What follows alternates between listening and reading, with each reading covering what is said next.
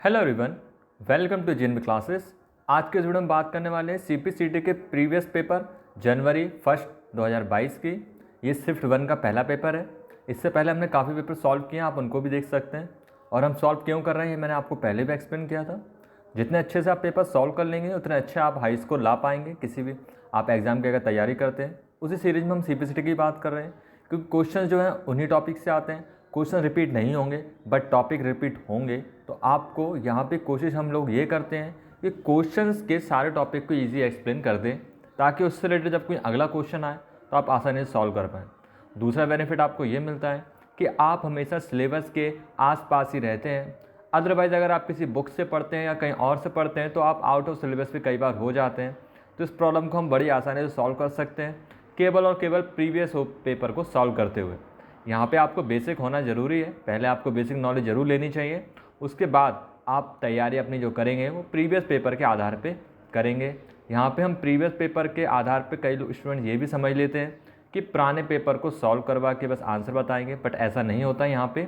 यहाँ हम आपको ऑब्जेक्ट्स में सारे ऑप्शन जो होते हैं उनके कंसेप्ट को समझाएंगे, वो ऑप्शंस के अलावा और ऑप्शंस क्यों दिए गए उनके बारे में बात करेंगे ताकि अगली बार जब उनसे क्वेश्चन आए तो आप आसानी से सॉल्व कर पाएँ।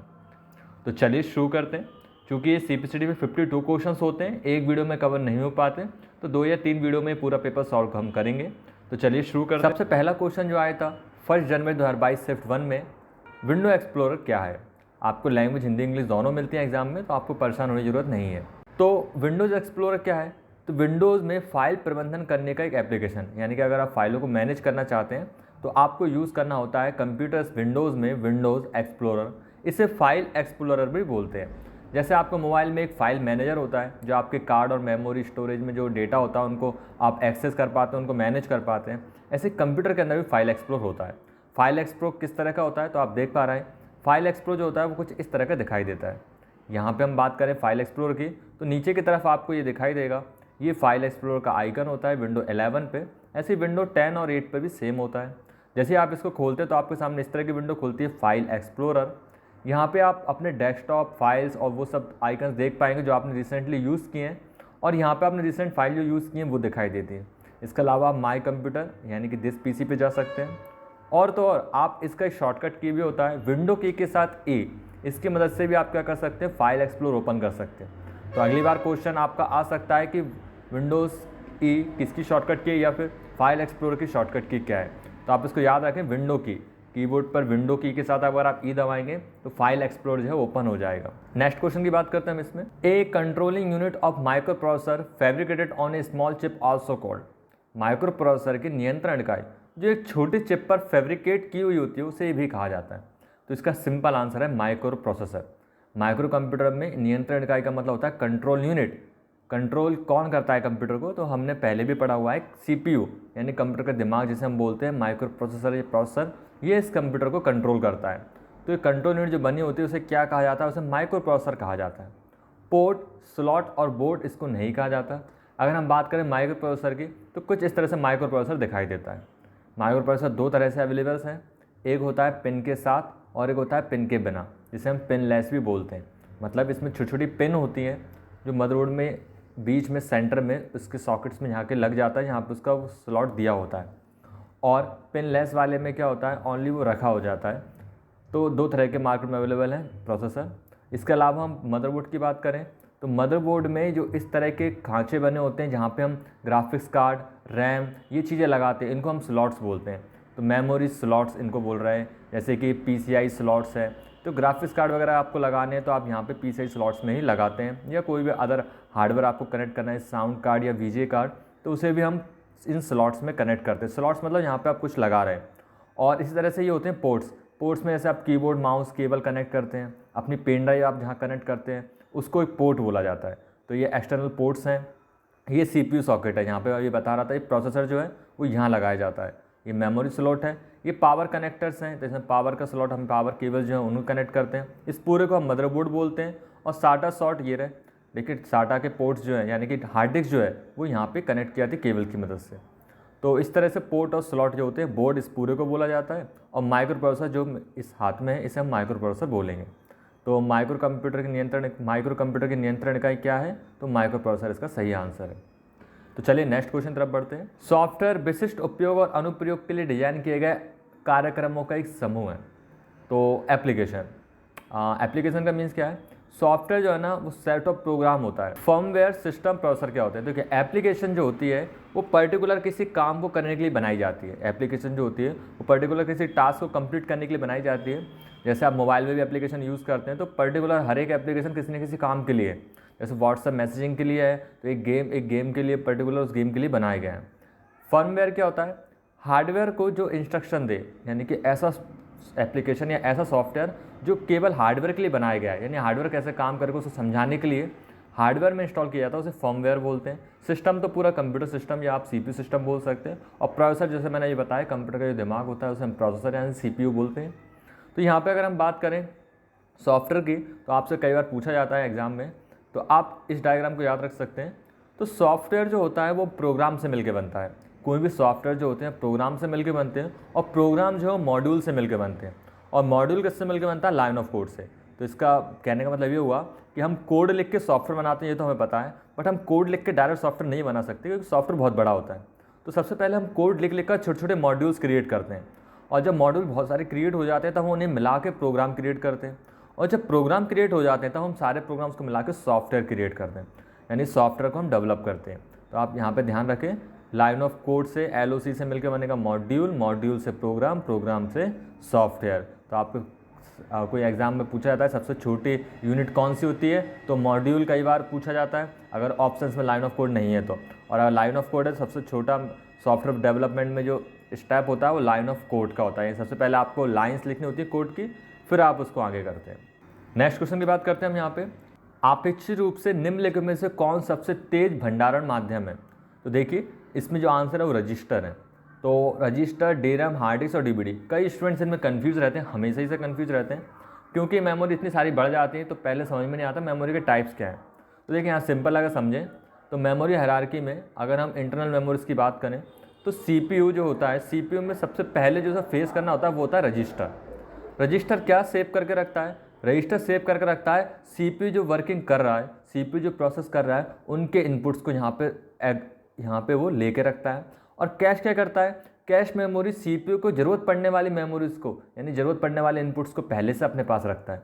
यानी कि CPU जो काम करेंटली कर रहा है उसकी स्टोरेज रजिस्टर में होती है और इसका साइज बहुत ही कम होता है क्योंकि वर्किंग टाइम में जितनी स्टोरेज चाहिए बस उतना काफ़ी है।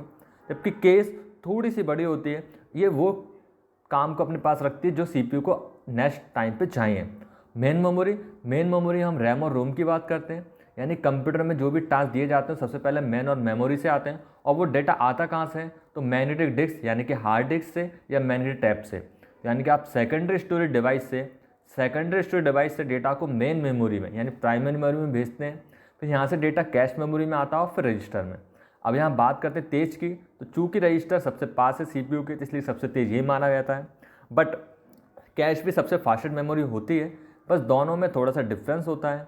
ये डेटा को बस उस समय के लिए स्टोर करती है स्मॉलेस्ट यूनिट्स में जितनी इसकी ज़रूरत है, जबकि थोड़े से बड़ा होता है। तो इसे ज़्यादातर केसेस में अगर आपके सामने ऑप्शन दिखाया जाए तो केस सबसे फास्ट है, उसके दूसरे नंबर पर अगर हम बात करें तो रजिस्टर होगा। बट रजिस्टर भी अपने आप में एक फास्ट मेमोरी है। इन दोनों में आपको थोड़ी कन्फ्यूजन रह सकती है, बट दोनों को साथ में शामिल इसलिए करते भी नहीं है। तो अगर आपसे पूछा जा रहा है फास्ट है तो रजिस्टर फास्ट है, और आपसे पूछा जा रहा है कौन सी फास्ट है तो आप केस को भी शामिल कर सकते हैं। बात करते हैं DRAM की, तो DRAM जो होती है, जो नॉर्मल रैम जो होती है हमारी, जिसे हम मेन मेमोरी में काउंट करते हैं, तो रैम के दो टाइप्स होते हैं। एक SRAM होती है जिसे हम बोलते हैं स्टैटिक रैम, और एक DRAM होती है जिसे हम बोलते हैं डायनेमिक रैम। तो DRAM का यूज़ किया जाता है नॉर्मल जो हमारे कंप्यूटर्स होते हैं सब डायनेमिक रैम होती हैं, जिनमें डेटा बदला जा सकता है, यानी कि रैम आप खाली करके राइट रीराइट द्वारा कर सकते हैं। बट SRAM में क्या होता है, आप डेटा को एक बार फिक्स कर देते हो, फिक्स ही रहता है। बट हमें इरेज भी कर सकते हैं, बट एक अलग टाइम पे या अलग सिचुएशंस पे। जैसे मान लीजिए आपको कोई बात वॉशिंग मशीन या कुछ भी ऐसी डिवाइसेस हैं, प्रिंटर हैं, तो उनमें जो डेटा डिस्प्ले हो रहा है और उसमें हम चाहते हैं कि वो इरेज हो मैन्युफैक्चरर द्वारा, तो वो उसमें SRAM का यूज़ करते हैं। SRAM महंगी होती है, SRAM की स्पीड फास्ट होती है, बट SRAM में डेटा स्टैटिक रहता है, मतलब रुका हुआ रहता है, हटता नहीं है। जबकि DRAM में क्या होता है, डेटा हट जाता है, पावर ऑफ होते ही सारा डेटा खो देती है। तो रैम के दो टाइप्स हैं, DRAM और SRAM। हम जो यूज़ करते हैं वो DRAM होती है। हार्ड डिस्क तो स्टोरेज डिवाइस होती है, तो आपको पता ही है। और DVD क्या होती है, जो CD DVD जो आते हैं जिसमें हम डेटा स्टोर करते हैं, वो DVD होती है। तो फास्ट में तेज भंडारण माध्यम कौन है? रजिस्टर इसका आंसर। नेक्स्ट क्वेश्चन की बात करते हैं हम यहाँ पे, निम्नलिखित में से कौन सी एक टच स्क्रीन टेक्नोलॉजी नहीं है? तो पहले आपको ये पता होना चाहिए टच स्क्रीन टेक्नोलॉजी होती क्या है। तो टच स्क्रीन को बनाने में जो टेक्नोलॉजी यूज़ होती है वो टच स्क्रीन टेक्नोलॉजी कहलाई, सिंपल आंसर है। अब इसमें रजिस्टिव, कैपेसिटिव और आपको अकाउस्टिक वेव जो है 3 तरह की टेक्नोलॉजी इसमें दी गई है। नॉर्मली ये 3 तरह की टेक्नोलॉजी यूज़ होती है टच स्क्रीन में। इसके अलावा कैपेसिटिव में आर कैपेसिटिव और अकाउस्टिक वेव में 2 सरफेस अकाउस्टिक वेव और इंफ्रारेड वेव का यूज़ किया जाता है।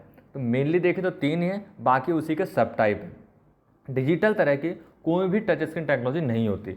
अगर आप यहाँ पे समझें टच स्क्रीन कैसे काम करती है, तो टच स्क्रीन में एक इंसुलेटर होता है, ठीक है, कंडक्टिव लेयर होती है सबसे नीचे की तरफ और सबसे ऊपर होती है रेजिस्टिव लेयर। अब अगर हम बात करें रजिस्टिव लेयर की, तो इसका नाम ही है रजिस्टिव, यानी कि दबाव पे ही काम करती है। तो इसका एग्जांपल अगर मैं दूं, आज से पहले जो मोबाइल्स आते थे, जो पुराने मोबाइल्स आते थे, या फिर आप उनमें देखेंगे मोबाइल्स में जब आप उसमें टच करते थे तो आपको थोड़ा ज़ोर से प्रेस करना पड़ता था। टच इतनी सेंसिटिव नहीं थी, आप थोड़ा ज़ोर से प्रेस करेंगे तब जाके वो टच काम करता था। रीज़न क्या था? ये जो लेयर है ये नीचे वाली लेयर से अब टच करेगी तब आपका इनपुट जो है ऑपरेटिंग सिस्टम के पास जाएगा, ठीक है। बट प्रॉब्लम ये थी कि जब ये टच करेंगे तो ही काम करेगा। अब टच करने के लिए थोड़ा सा प्रेशर से हमें दबाना पड़ता था और ये मल्टी टच भी नहीं था, आप एक टाइम पे एक ही जगह टच कर सकते थे, इसकी कुछ कमियाँ थी। बट आज भी ये यूज़ होती है। क्यों यूज़ होती है? क्योंकि ये थोड़ी सस्ती होती है और थोड़ी लंबे टाइम पर भी चलती है। जैसे आप ATM मशीन में जब जाएंगे तो वहाँ पे भी आपको इस तरह की टच स्क्रीन देखने को मिलती है, वहाँ पे भी आपको थोड़ा ज़ोर से प्रेस करना पड़ता है तो टच काम करती है। उसी तरह से हम दूसरी बात करें तो कैपेसिटिव टच स्क्रीन, ये एडवांस टच स्क्रीन के शामिल है। इसके अंतर्गत जो आज मोबाइल्स में आप यूज़ करते हैं मल्टी टच, वो काम करती है। इसमें क्या होता है, आपकी फिंगर से यहाँ पे चार्ज लिया जाता है और फिर वो टच करते हैं तो वो इनपुट को रिसीव करती है। यहाँ पर मल्टी टच भी करेंगे तो भी काम करेगी, क्योंकि आपकी फिंगर से वो चार्ज को रिसीव करके इनपुट भेज रहा है ऑपरेटिंग सिस्टम्स को। तो यहाँ पे और इसमें दोनों टेक्नोलॉजी में अंतर है।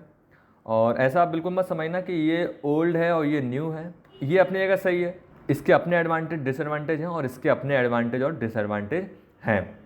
तो आप इस चीज़ को बिल्कुल दिमाग में ना लाएं कि पहले चलती थी अब ये चलती नहीं। सबसे पहले अगर हम बात करें तो ये टेक्नोलॉजी यानी कि कैपेसिटिव टच टेक्नोलॉजी सबसे पहले आई थी और उसके बाद रेजिस्टिव जो टेक्नोलॉजी है वो इंट्रोड्यूस की गई है। तो ऐसा नहीं है कि ये ओल्ड है ये न्यू है, ऐसा कुछ नहीं है, ये भी यूज़ हो रही है, ये भी यूज़ हो रही है। इसके अलावा अकाउस्टिक वेव और होती है जो वेव्स के फॉर्म में काम करती हैं, बट डिजिटल इसका आंसर नहीं है। तो आप ध्यान रखें टच स्क्रीन के 3 टाइप्स हैं, रजिस्टिव, कैपेसिटिव और अकाउस्टिक वेव। अकाउस्टिक वेव में सरफेस वेव और IR वेव यानी कि इंफ्रारेड भी शामिल है। चलिए नेक्स्ट क्वेश्चन तरफ बढ़ते हैं। अगला क्वेश्चन है यहाँ पे, फ्लैश मेमोरी को निम्नलिखित में से क्या कहा जाता है? तो फ्लैश मेमोरी को हम तृतीयक मेमोरी भी कह सकते हैं। तो आपने पढ़ा है मेमोरी के टाइप्स में, कंप्यूटर मेमोरी में प्राइमरी मेमोरी होती है और सेकेंडरी मेमोरी होती है। प्राइमरी मेमोरी में रैम और रोम आते हैं। रैम के अंतर्गत मैंने अभी बताया SRAM और DRAM आते हैं और रोम के अंतर्गत आते हैं PROM, EPROM और PROM। याद रहे इनको नॉन वोलेटाइल मेमोरी भी बोला जाता है क्योंकि ये बदलती नहीं है, जबकि रैम वोलेटाइल मेमोरी जो बदल जाती है। तो रोम के टाइप्स हो गए, ठीक है, PROM हो गया, EPROM हो गया, ये हो गई primary memory. But secondary storage में बात करें तो hard disk, SSD, compact disk, floppy disk, magnetic type, ये सेकेंडरी में काउंट होते हैं। बट अगर हम एक और बात करें थर्ड की, तो आप थर्ड में छोटी छोटी मेमोरीज को शामिल कर सकते हैं, जैसे मेमोरी कार्ड हुआ, पेन ड्राइव, चिप, इस तरह की स्टोरेज छोटी छोटी डिवाइस को हम सेकेंडरी मेमोरी के अलावा तृतीयक मेमोरी भी कहा जाता है। कई बार इन्हें सेकेंडरी मेमोरी भी बोल दिया जाता है, बट अगर हम अलग से डिफाइन करें तो हम तृतीयक भी इसको बोल सकते हैं। तो आप ध्यान रखें इनके अलावा जो मेमोरी यूनिट्स बचती हैं वो सब सेकेंडरी की अगर थर्ड उसमें काउंट होंगी, उसे हम तृतीयक मेमोरी बोलेंगे। नेक्स्ट देखते हैं हम यहाँ पे, में चरण दर चरण निर्देश होते हैं जो कंप्यूटर को बताते हैं कि कैसे काम करता है। तो एल्गोरिदम इसका करेक्ट आंसर है। एल्गोरिदम मतलब होता है विधि, विधि का मतलब होता है स्टेप बाय स्टेप किसी काम को बताना या किसी काम को करना। जैसे मान लीजिए मैंने आपसे बोला कि चाय बनाई जाए, तो सबसे पहले मैं आपसे बोलूँगा चाय बनाने के लिए क्या चाहिए, तो आप स्टेप बाय स्टेप उसको आंसर करेंगे। तो सबसे पहले हमें क्या करना होगा वो हमें बताना होगा। सबसे पहले हमें एक बर्तन चाहिए, फिर हम बर्तन में पानी डालेंगे, कितना पानी डालेंगे वो भी बताएंगे, फिर हम उसे स्टोव पर रखेंगे, फिर हम गैस को ऑन करेंगे। इस तरह से हम हर छोटी छोटी चीज़ को शामिल करेंगे उसमें। फिर कितने मिनट तक हमें उसे उबालना है, कितनी चम्मच शक्कर डालनी है, ये सब चीज़ हम उसमें बताते जाएंगे। तो इसे लिख लें अगर हम स्टेप बाय स्टेप, तो इस पूरे पेज को हम एल्गोरिदम बोलेंगे ये किसकी एल्गोरिदम है? चाय बनाने की। ऐसे कंप्यूटर के अंदर हम कोई कोड लिख रहे हैं, कोई प्रोग्राम बना रहे हैं, तो उसको बनाने के स्टेप्स को हम एल्गोरिदम बोलते हैं। तो कोई भी सॉफ्टवेयर जब बनता है तो एल्गोरिदम को जरूर फॉलो करता है और उसी की मदद से उसे बनाया जाता है। हार्डवेयर तो वो होता है जिसे हम छूते हैं, नॉर्मल जो आप देखते हैं हार्डवेयर आपके आसपास, जैसे आपका मॉनिटर, कीबोर्ड, माउस, प्रिंटर, ये सब हार्डवेयर में काउंट होते हैं। और डेटा, जो जानकारी आप कंप्यूटर के अंदर भरते हैं, वो सारी जानकारी डेटा होती है, चाहे वो सॉन्ग हो, वीडियो हो, इमेजेस हो, फाइल्स हो, कुछ भी हो, सब डेटा। और ऑब्जेक्ट्स तो उन फाइलों के अंदर एक एक को अगर हम ले लें, जैसे कोई एक वीडियो है तो वो ऑब्जेक्ट के रूप में हम काउंट कर सकते हैं, और कई सारे ऑब्जेक्ट्स को मिला तो सारा डेटा बन जाता है। तो यहाँ पे चरण दर चरण यानी स्टेप बाय स्टेप जो होता है वो एल्गोरिदम होता है। तो याद रखें, एल्गोरिदम मतलब विधि, इसे शॉर्ट में एल्गो भी बोलते हैं, एल्गो। नेक्स्ट क्वेश्चन की बात करते हैं हम यहाँ पे। संख्या जोड़ने के लिए यांत्रिक कैलकुलेटर का आविष्कार ब्लेज पास्कल ने किया था। ये तो आपके नॉलेज का क्वेश्चन है, तो आप इसको याद रखें। ब्लेज पास्कल ने इस तरह के यांत्रिक कैलकुलेटर जो आए थे उनका आविष्कार ब्लेज पास्कल ने किया था। ये याद रखने वाला क्वेश्चन है। नेक्स्ट क्वेश्चन की बात करते हैं हम। कोबोल किसके अंतर्गत आता है? तो कोबोल जो है वो उच्च स्तरीय भाषा के अंतर्गत आता है। भाषा हमने कई बार समझी है, आप चैनल पे जाइए, मैंने अच्छे से वीडियो बना रखा है भाषाओं का। कंप्यूटर के अंदर कई तरह के लैंग्वेजेस होते हैं, जिसमें से 3 मेन लैंग्वेजेस होती हैं। सबसे पहला होता है मशीनी लैंग्वेज, जो मशीन द्वारा समझ में आती है, जिसे हम 0-1 बोलते हैं। दूसरे नंबर पर असेंबली लैंग्वेज होती है, जो सिम्बॉलिक होती है, कोड की मदद से समझाया जाता है, सेट ऑफ कोड बना दिए जाते हैं। तीसरी लैंग्वेज जो होती है वो होती है हाई लेवल लैंग्वेज। कोबोल जो है उच्च स्तरीय भाषा के अंतर्गत आता है, हाई लेवल प्रोग्रामिंग से हम बोलते हैं। Assembly language middle level language के रूप में भी जानी जाती है, मशीनी लैंग्वेज लो लेवल के रूप में, और उच्च स्तरीय भाषा यानी हाई लेवल लैंग्वेज के रूप में इसे जाना जाता है। नॉन प्रोसीजर लैंग्वेज गैर प्राथमिक भाषा नहीं है, तो यहाँ पे हम आंसर करेंगे उच्च स्तरीय भाषा को। कोबोल, C++, जावा, ये सब हाई लेवल लैंग्वेज के एग्जाम्पल्स। नेक्स्ट क्वेश्चन की बात करते हैं हम यहाँ पे। निम्नलिखित में से किस मेमोरी में अभिगमन समय अपेक्षाकृत कम होता है? अभिगमन का मतलब आप थोड़ा इंग्लिश में ऊपर जरूर पढ़ लें, एक्सेस टाइम, यानी कि कितनी जल्दी वो एक्सेस करती है। तो मैंने अभी थोड़ी देर पहले आपको एग्जांपल दिया था, कैश मेमोरी जो है वो सबसे फास्ट होती है। तो यहाँ पे सही आंसर है cache memory. Magnetic memory, magnetic core memory और रैम इसके सही आंसर नहीं है। तो कैश मेमोरी में एक्सेस टाइम बहुत फास्ट होता है, बट हम पूरे कंप्यूटर में कैश मेमोरी में यूज़ नहीं करते, केवल उतना ही डेटा स्टोर करते हैं जितनी CPU को कुछ समय बाद ज़रूरत पड़ने वाली है। क्योंकि हम सारी मेमोरी को कैश करेंगे तो बहुत ज़्यादा मेमोरी जो है उसका साइज़ जो है बढ़ जाएगा और उसका प्राइस बहुत ज़्यादा बढ़ जाएगा, क्योंकि इसे बनाने में बहुत ज़्यादा खर्चा है, बहुत ज़्यादा महंगी ये होती है। तो कैश मेमोरी आप इसको याद रखें। नेक्स्ट क्वेश्चन है यहाँ पे, which of the following is not an attribute for biometric sensor? निम्नलिखित में से कौन बायोमेट्रिक सेंसर की विशेषता नहीं है? तो देखिए, बायोमेट्रिक सेंसर जो आप जानते हैं, जो आपकी फिंगर को, नस प्रतिरूप को, हैंड ज्योमेट्री को आपके सामने लेके आता है, बट ब्लड ग्रुप यानी कि रक्त समूह ऐसा कोई बायोमेट्रिक सेंसर विशेषता नहीं होती। तो इसका सिंपल आंसर है, आपको सामने दिख ही रहा है, ब्लड ग्रुप इसका सही आंसर है, तो आप याद रखें। नेक्स्ट क्वेश्चन की बात करते हैं हम यहाँ पे। कंप्यूटर डिस्प्ले डिवाइस के संबंध में LED का पूरा नाम क्या है? ये भी सेम फिर से याद रखने वाला क्वेश्चन है। LED का फुल फॉर्म आपसे पूछा जा रहा है। लाइट इमिटिंग डायोड इसका फुल फॉर्म होता है। LCD का full form liquid crystal display होता है, तो आप इनको याद रखें। और एक CRT होता है, कैथोड रे ट्यूब। ये किसके टाइप्स हैं? ये मॉनिटर जो आपका आता है उसके टाइप्स होते हैं, LCD, LED और CRT। CRT जो पहले चलते थे बड़े मॉनिटर, उनकी बात हो रही है। LED और LCD मॉनिटर जो अभी आप देखते हैं अपने आसपास, वो LED और LCD मॉनिटर ही होते हैं। नेक्स्ट क्वेश्चन की बात करते हैं हम यहाँ पे। पेन या पेंसिल में चिन्हित उत्तर वाले पत्रों के मूल्यांकन हेतु निम्नलिखित में से किसे उपयोग किया जाता है? तो देखिए, पेन या पेंसिल में चिन्हित उत्तर वाले उत्तर पत्रों को मूल्यांकन के लिए नहीं, जांचने के लिए, टेस्टिंग के लिए आपको यूज़ करना होता है OMR, ऑप्टिकल मार्क रीडर जो OMR होता है, और एक MICR भी होता है, और एक हैंड हेल्ड स्कैनर भी होता है। देखिए क्या होता है, सबसे पहले MICR की बात करें तो ये होता है MICR कोड, यानी कि जो आपका चेक होता है उसमें जो इस तरह के नंबर्स लिखे होते हैं, ठीक है। तो इस तरह के ये कोड होते हैं जिन्हें हम मैग्नेटिक इंक कैरेक्टर रीडर, है ना, द्वारा ही पढ़े जाते हैं। तो MICR द्वारा इनको पढ़ा जाता है, इन्हें MICR कोड बोला जाता है। और ये जो होते हैं ये होते हैं OMR रीडर। जो OMR शीट जो होती है, जो हम एग्ज़ाम पेपर देते हैं, तो OMR शीट जो होती है OMR इस रीडर द्वारा पढ़ी जाती है, जिसे OMR बोलते हैं, ऑप्टिकल मार्क रीडर। और ये होता है आपके सामने हैंड हेल्ड स्कैनर या बार कोड रीडर। जो बार कोड्स होते हैं उनको रीड करने वाला, या हाथ से आप इसको पकड़ के स्कैन करते हैं, हैंड हेल्ड स्कैनर इसे हम बोलते हैं। तो यहाँ इसका आंसर जो है वो पूछा गया है पेन या पेंसिल से। तो पेन या पेंसिल से हम जो टिक करते हैं, गोले भरते हैं, वो OMR बोला जाता है। नेक्स्ट क्वेश्चन है यहाँ पे, निम्नलिखित में से कौन सा एक आउटपुट डिवाइस है? सिंपल है, स्पीकर। जैसे कि आप जानते हैं स्पीकर, स्टाइलस तो इसे बोला जाता है जो आप सैमसंग के फ़ोन्स या कोई फ़ोन्स या कोई कंप्यूटर पे आप जिसको चलाते हैं, जिसमें से आप उसमें कुछ बना सकते हैं, उसे स्टाइलस बोला जाता है। जॉयस्टिक जो आता है, रिमोट आता है बच्चों गेम खेलने के लिए यूज़ करने वाला, ये भी एक इनपुट डिवाइस है। स्टाइलस से भी आप इनपुट देते हैं, जॉयस्टिक से भी आप इनपुट दे रहे हैं। माइक्रोफोन जिससे आप माइक बोलते हैं, जिससे हम बोल के इनपुट देते हैं, वो भी इनपुट है। बट स्पीकर एक आउटपुट डिवाइस है जिससे हम आउटपुट को रिसीव करते हैं। नेक्स्ट क्वेश्चन की बात कर रहे हैं यहाँ पे, निम्नलिखित में से कौन सा विकल्प दिए गए कथनों का सत्यता को सबसे अच्छे से वर्णन करता है? Software can be physically touch and can be used and seen. An example of software hard drive, monitor, CPU, scanner, printer आदि। तो देखिए सॉफ्टवेयर को भौतिक रूप से छुआ जा सकता है, गलत है। इसका उपयोग किया तथा देखा जा सकता है। देखो उपयोग किया जा सकता है, देखा जा सकता है, बट छुआ नहीं जा सकता, तो पहला तो असत्य हो गया। सॉफ्टवेयर का एक उदाहरण है हार्ड ड्राइव, गलत है। सॉफ्टवेयर वो होता है जिसे छुआ ना जा सके, बट हार्ड ड्राइव को हम छू सकते हैं, मॉनिटर को भी छू सकते हैं, CPU को भी छू सकते हैं और स्कैनर को भी छू सकते हैं। तो हार्डवेयर के टाइप्स हो गए, तो इस मिला के दोनों ही फॉल्स हैं, तो इसका आंसर है फॉल्स फॉल्स। तो सॉफ्टवेयर क्या होता है, जैसे मैंने थोड़ी देर पहले बताया, कंप्यूटर के अंदर जो भी प्रोग्राम चल रहा है वो सब सॉफ्टवेयर्स होते हैं। सॉफ्टवेयर कैसे बनता है? Line of code, module, program और फिर सॉफ्टवेयर जो एल्गोरिदम से मिलकर बनते हैं। एल्गोरिदम मतलब स्टेप बाय स्टेप क्या काम करना है। तो उम्मीद है आपको ये क्वेश्चन समझ में आए होंगे। आने वाली वीडियोस में हम अगले क्वेश्चंस की बात करेंगे। Thanks for watching.